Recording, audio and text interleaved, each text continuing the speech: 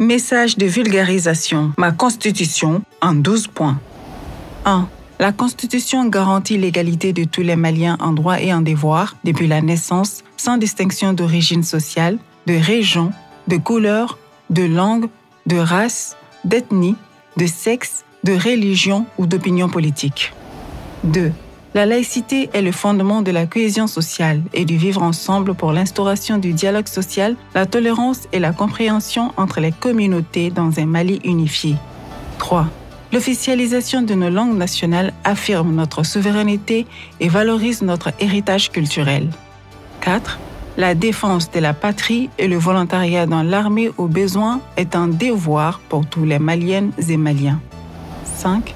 L'action publique est guidée par les principes fondés sur le respect de la souveraineté de l'État, les choix souverains du peuple et la défense de ses intérêts. 6. Désormais, tout candidat aux fonctions de président de la République doit être de nationalité malienne, d'origine malienne et ne posséder aucune autre à la date de la candidature. 7. L'équilibre des pouvoirs exécutifs et législatifs est une garantie de l'état de droit contre l'arbitraire. 8. Un aménagement des institutions pour plus de transparence. La Haute Cour de justice et le Haut Conseil des collectivités territoriales ont été supprimés. Le Sénat et la Cour des comptes ont été créés. Le Parlement compte désormais l'Assemblée nationale et le Sénat. 9.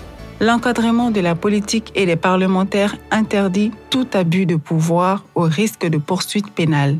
L'immunité des parlementaires a été fortement réduite. Le nomadisme politique prend fin. 10. La justice est rendue au nom du peuple.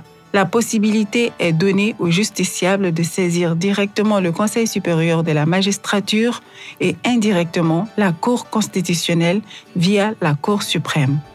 11. Institutionnalisation des autorités et légitimités traditionnelles qui symbolisent nos valeurs sociétales, notre dignité, notre engagement, notre patriotisme et notre cohésion sociale. 12.